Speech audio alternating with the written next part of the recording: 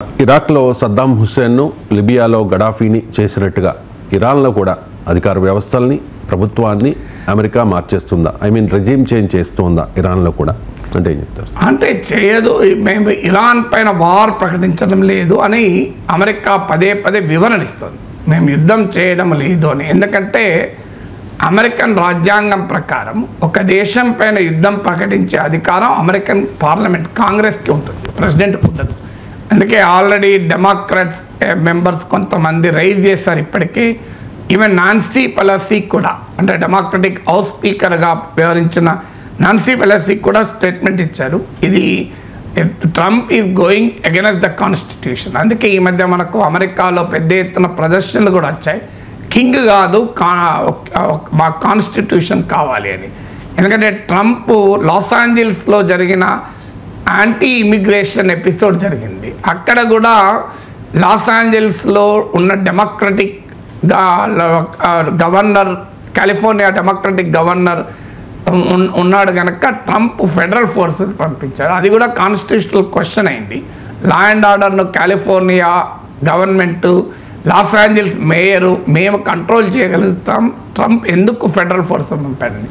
అది కాన్స్టిట్యూషనల్ క్వశ్చన్గా ముందుకు వచ్చిన తర్వాత ఇప్పుడు రెండవ కాన్స్టిట్యూషనల్ క్వశ్చన్ ముందుకు వచ్చింది. ఏంటి ఈ కాన్స్టిట్యూషనల్ క్వశ్చన్ అంటే, ఒక దేశం పైన యుద్ధం ప్రకటించే అధికారం ప్రెసిడెంట్కు ఉందా అని. ఆల్రెడీ టారిఫ్ల విషయంలో అమెరికన్ పార్లమెంట్లో బిల్లే పెట్టారు. సో ప్రెసిడెంట్కు ఇలా టారిఫ్లు విధించే అధికారం, ఏకపక్షంగా విధించే అధికారం ఉందా అని. అలాగే Jerome Powell, American Federal Reserve చీఫ్ను ప్రెసిడెంట్ను గవర్నర్ అంటారు, అతన్ని ఫైర్ చేస్తానంటూ ట్రంప్ మాట్లాడుతున్నాడు. ఒక సెంట్రల్ బ్యాంక్ హెడ్ను తీసేయగలడానికి చర్చ నడుస్తుంది. సో అందువల్ల Trump actions are going against American constitution అనే వాదన ఇక్కడ కూడా మొదలైంది. అందువల్లనే అమెరికా అధికారిక వివరణ, మార్క్ రూబియో వివరణ కూడా మేము ఇరాన్ పైన వార్ ప్రకటించలేదు, వార్ చేయడం లేదు, ఈవెన్ రెజీమ్ చేంజ్ కూడా మా లక్ష్యం కాదు, మేము కేవలము ఇరాన్ న్యూక్లియర్ ఫెసిలిటీస్ పై మాత్రమే అటాక్ చేశాం. కారణం ఇరాన్ దగ్గర అణ్వాయుధాలు ఉంటే అది అమెరికా భద్రతకు ప్రమాదమని అటాక్ చేశామన్నది వివరణిస్తున్నారు. అందువల్ల ఈ కాన్స్టిట్యూషనల్ ఛాలెంజెస్ ఉన్నాయి. ఒకవేళ వెళ్ళి ఇరాన్లో అమెరికా నేరుగా ప్రత్యక్ష జోక్యం చేసుకోవటానికి, ఎందుకంటే ఇరాక్లో జోక్యం చేసుకున్న రోజు అమెరికానే కాదు, నాటో మిత్ర దేశాలకు కూడా అమెరికాతో కలిసి ఉన్నాయి. ఇప్పుడు ఇరాన్ పైన జరుగుతున్న ఈ దాడిలో ఎక్కడా యూరోపియన్ దేశాలు కలిసి లేవు. మీకు అమెరికా ఒక్కటే అటాక్ చేస్తుంది, అది ఇరాన్కు మధ్య ఉన్న తేడా. తర్వాత ప్రపంచానికి కూడా అనుభవం ఉంది. నేను ఇంతకుముందు కూడా చాలాసార్లు చెప్పినట్లు, ఇరాక్లో సద్దాం హుస్సేన్ చంపేసింది, ఇరాక్లో ఇవాళ గందరగోళ పరిస్థితులు ఉన్నాయి. సద్దాం హుస్సేన్ వెళ్ళాక ఐసిస్ పుట్టింది అక్కడ, ఇది Islamic state in Iraq and Syria అని. అలాగే మీకు సిరియాలో బషర్ ప్రభుత్వం వెళ్ళినాక అక్కడ అల్ ఖైదా మాజీ ఫైటర్ ప్రెసిడెంట్ అయ్యాడు. లిబియాలో కూడా ఇలా అనార్కిక్ పరిస్థితులు ఉన్నాయి. అంటే ఒక ఇరాన్లో ఉన్నటువంటి అధికార వ్యవస్థ అన్పాపులర్, నిరంకుశ వ్యవస్థ, ఒక మత దురహంకార వ్యవస్థ, అందులో అనుమానం లేదు. కానీ ఒక దేశంలో ఎవరు అధికారంలో ఉండాలి అనేది ఆ దేశ ప్రజలు నిర్ణయించుకోవాలి తప్ప వేరే దేశం నిర్ణయించుకోరాదు. నిర్ణయించుకున్నప్పుడు ఆ దేశ ప్రజలకు కూడా అంత సులభంగా అంగీకరించారు. ఎందుకంటే అందులో Iranian population are highly patriotic population. తమ ఇస్లామిక్ ప్రభుత్వం పైన వారికి కోపం ఉంటే ఉండవచ్చు, కానీ అమెరికా పైన ప్రేమ ఉండదు కదా, ఇజ్రాయిల్ పైన ప్రేమ ఉండదు కదా. అందువల్ల అమెరికా, ఇజ్రాయిల్ వచ్చి తమ పప్పెట్ గవర్నమెంట్ని ఇరాన్లో పెడతాము అంటే అంగీకరిస్తారా? ఇలా పాకిస్తాన్ మన పైన పహల్గామ్లో దాడులు జరిగితే అన్ని పార్టీలు ఏకం కాలేదా భారతదేశంలో? నరేంద్ర మోడీని ప్రతిరోజు విమర్శించే కాంగ్రెస్, కమ్యూనిస్టులు కూడా అఖిలపక్ష మీటింగ్లో మీరు ఏమైనా చేయండి మేము మద్దతు ఇస్తామని చెప్పలేదా? ప్రపంచంలో వ్యాప్తంగా వెళ్ళిన డిప్లొమాటిక్ డెలిగేషన్లో కాంగ్రెస్, కమ్యూనిస్ట్ మెంబర్స్ కూడా లేరా? రోజు మోడీని విమర్శించే వారు కూడా ఎప్పుడైతే పహల్గామ్లో దాడి జరిగిందో, ఎప్పుడైతే పాకిస్తాన్ ఆపరేషన్ సింధూర్ రెస్పాండ్ అవుతూ మన పైన మిలిటరీ దాడికి పూనుకుందో, మనం వెంటనే we have taken entire country got United కదా. సో అదే పరిస్థితి ఇరాన్లో కూడా అవుతుంది.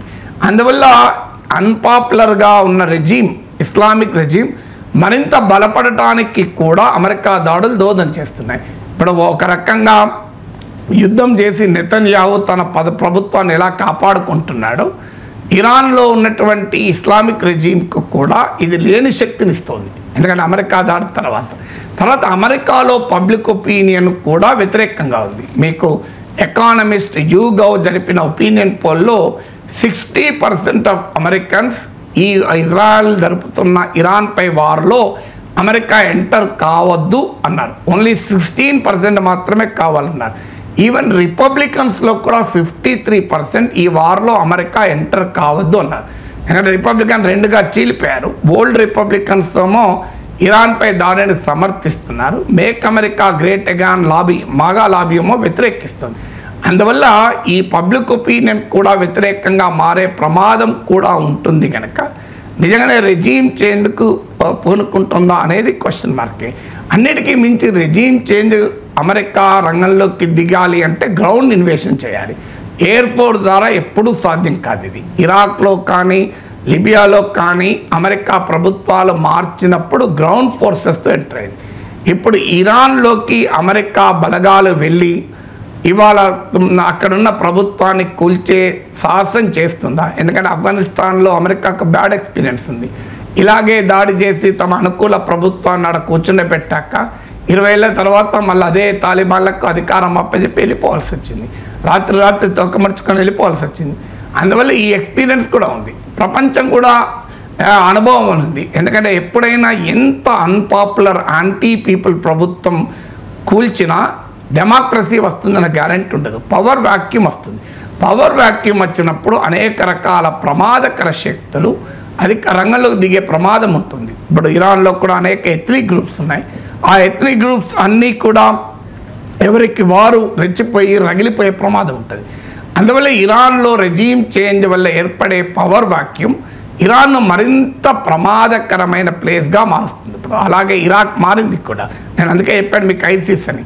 ఐసిస్ ఖొరసాన్ పుట్టింది తాలిబాన్లను పైన అమెరికా యుద్ధ నేపథ్యంలో ఐసిస్ ఖొరసాన్ పుట్టింది. ఇప్పుడు ఇక్కడ కూడా ఐసిస్ను మించిన ప్రమాదకర తీవ్రవాద మూకలు పుట్టి అమెరికాకు ప్రపంచానికి ప్రమాదకరంగా కూడా మారవచ్చు.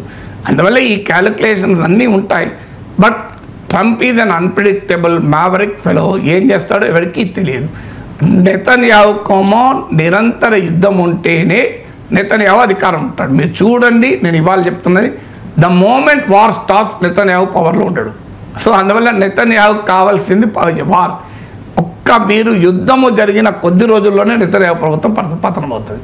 అందువల్ల ఇటీవల జరిగిన ఒపీనియన్ పోల్స్లో కూడా మీకు నెతన్యాహు 120 సీట్స్ ఉన్న ఇజ్రాయెల్ పార్లమెంట్లో నెతన్యాహు కూటమికి 20 సీట్ల నుంచి 20 to 30 సీట్స్ కూడా రావు అని అంచనా చెప్తారు. కొన్ని నెతన్యాహు పార్టీకి అయితే లిక్విడ్ పార్టీకి 20 సీట్స్, ఓవరాల్గా 50 సీట్లు మించవు కూటమికి అని వార్తలు కూడా వస్తున్నాయి. సో అందువల్ల Netanyahu wants war. Trump peace మేకర్గా మొదలై వార్ మాంగరర్గా మారిపోయాడు. సో అందువల్ల రేపు ఏం జరుగుతుంది అని వార్లో స్పెక్యులేట్ చేయలేం. బట్ ఇప్పుడున్న సిచ్యువేషన్ అయితే ఇరాన్లో రెజీమ్ చేంజ్ వైపుగా మేము వెళ్ళడము లేదు అని అంటున్నారు. But what will happen tomorrow nobody nose.